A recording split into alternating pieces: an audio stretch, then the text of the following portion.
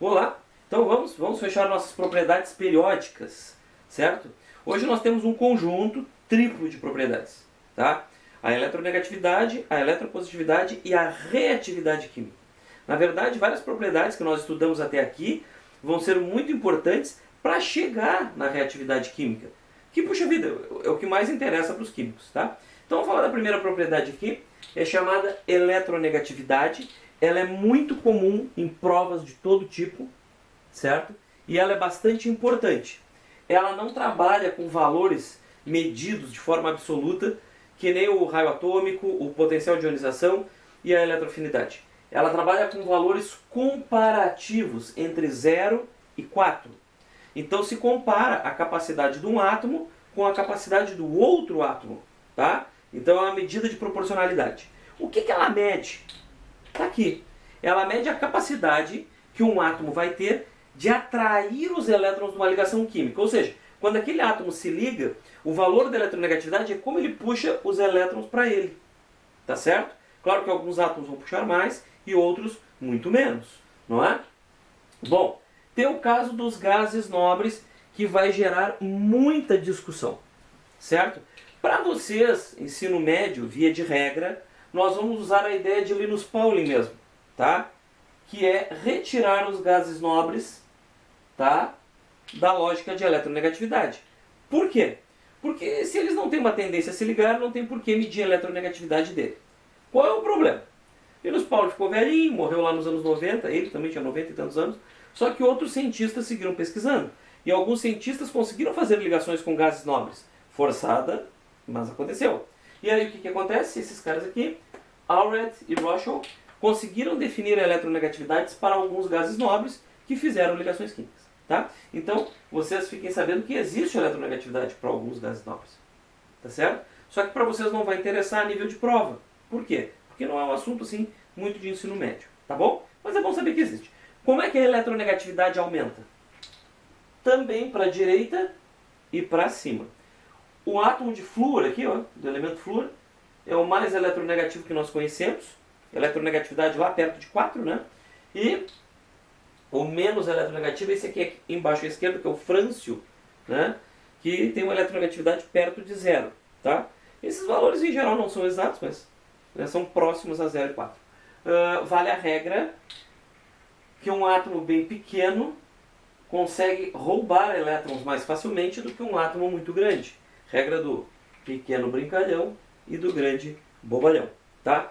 Vocês jamais esqueçam a eletronegatividade, ela vai aparecer direto do PAV ao Enem, das provas de escola até um vestibular difícil de uma escola militar, tá? Então vocês lembrem dela, essa aqui é sagrada, tem que saber. Bom, a irmãzinha dela é a eletropositividade, também chamada de caráter metálico. Ora, é justamente o contrário. A eletropositividade é a capacidade de um elemento em perder elétrons de uma ligação, em ceder elétrons de uma ligação. Vale as mesmas regras, vale o mesmo raciocínio da eletronegatividade, só que tudo do avesso. Então, a eletropositividade diminui, no sentido que a eletronegatividade aumenta. Tá? Então, como é que aumenta a eletropositividade? Para baixo, para a esquerda. Tudo ao contrário. Tá? Se vocês juntarem a eletropositividade e a eletronegatividade, vocês vão conseguir a reatividade química, tá? Que é o cruzamento das duas. A reatividade química de um elemento está expressa nessa tabelinha, tá? O título já é muito nítido, né? É natural que você entenda o que é reatividade química. Capacidade de um elemento em reagir, em fazer ligações, tá? A gente tira os gases nobres também, não vai nos interessar, certo? E olha só, a reatividade aumenta do meio para fora da tabela, tá? Então é interessante que ela aumenta para a esquerda e para baixo, e ela aumenta para a direita e para cima. Aliás, para a direita e para cima. Quem são esses elementos que eu pintei aqui no meio? Tá? Esses elementos aqui, ó, vocês conhecem.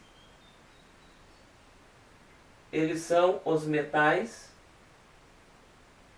nobres. São metais, deveriam doar elétrons, até podem doar elétrons, dependendo da ligação, mas eles têm uma grande resistência a isso, eles são pouco reativos. Por isso que a gente usa a joia, a aliança de ouro, né? Metal nobre é pouco reativo. Tá certo, gente? Então, Eletronegatividade é sagrado, tem que saber. Eletropositividade é para saber que existe. Reatividade química é importante, porque ela é uma dedução das outras, tá? Então, os gases nobres não vão se ligar, na lógica que vocês vão usar, porque é mais prático pensar assim. Os metais nobres têm baixa reatividade. O que estiver à direita para cima é muito reativo. O que estiver à esquerda para baixo é muito reativo. E o contrário é menos reativo, óbvio. Tá? E existem outras propriedades, eu falei para vocês que ia ter um easter egg nessa aula. Eu não quis fazer para essas outras propriedades um vídeo extra, achei que não valia a pena. Tá? Então eu vou introduzir nesse vídeo aqui de eletronegatividade, eletropositividade e reatividade química, mais umas propriedadezinhas, botei aqui no canto, ó. Separei aqui, apartei um quinhão para elas aqui. São 3 propriedades: a densidade, o volume atômico e os pontos de fusão e de ebulição. Bom, então vamos lá. Densidade todo mundo sabe o que é, né? É a relação de massa por volume, massa dividido por volume, tá? Só que eu estou falando a nível elementar.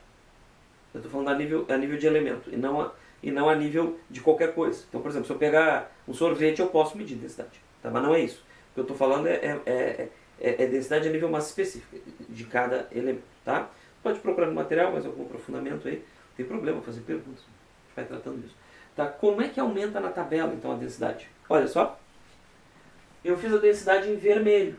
Então, se vocês olharem aqui, a densidade aumenta para dentro, para o meio da tabela e para baixo. Tá? Para dentro e para baixo. É o que está em vermelho aqui. Tá? Aqui embaixo vocês vão achar elementos como o ósmio, tá? Que é um metal de altíssima densidade. Vocês imaginem que 1 litro de ósmio, se vocês medirem o volume de 1 litro de ósmio, vai ter uma massa de 20 ou 22 quilos. Já pensaram? Um absurdo, né? É muito denso, né? E se vocês forem para fora da tabela, vocês vão ter densidades mais baixas, né? Então, aqui a gente tem gases nobres, aqui a gente tem metais de baixa densidade, como a família 1A, e assim por diante. Bom, volume atômico.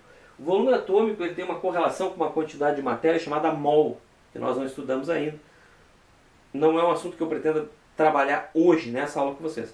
Por quê? Porque eu estarei aumentando o grau de complexidade e diminuindo o grau de entendimento necessário para adquirir esse conteúdo. Então é por motivo didático que eu não vou especificar o que é mol, tá? Vocês vão entrar em contato com isso quando fizerem cálculos químicos, mais adiante. Então olha só, eu botei aqui o volume atômico em azul. Tem uma pegadinha que é a pessoa achar que o volume anda ao contrário da densidade. Não é bem ao contrário, olha só. Realmente a densidade aumenta para o meio, tá? E o volume aumenta para fora. Só que os dois aumentam para baixo. Tá? Então tem que tomar esse cuidado. Não vamos querer botar o volume para cima que vai dar errado. Então o volume atômico aumenta para fora e para baixo da tabela. Então os dos cantos vão ter maior volume, os de baixo vão ter maior volume. E finalmente os pontos de fusão e pontos de ebulição, que químicos e físicos tanto falam, vão ter um aumento completamente maluco na tabela. Esse aqui é o pior de lembrar. Tá? Porque olha só, eu botei aqui setas pretas, ó, ponto de fusão, ponto de ebulição. Na maior parte do corpo da tabela, essa zona aqui, eles aumentam que nem a densidade, ó, para dentro e para baixo. Certo? Nesse cantinho das famílias 1A e 2A, grupos 1 e 2, metais alcalinos e alcalino terrosos, eles aumentam para cima. A não ser o hidrogênio, porque o hidrogênio é gás. Até daria para escrever o hidrogênio aqui, ó, em cima da 7A, seria menos problemático. Tá? Então, pontos de fusão e pontos de ebulição aumentam que nem densidade, para o meio e para baixo. Tá? A não ser nas famílias 1A e 2A, que aumentam para cima, exceto o hidrogênio, que tem ponto baixo, porque é gasoso. Tá? Então, isso aqui tem no material de vocês. Qualquer livro de química vai ter isso aí, tem na internet, tá certo? Mas eu acho que o que a gente viu aqui é o suficiente para entender a base dessa coisa. Tá bom? Então, fechou propriedades periódicas.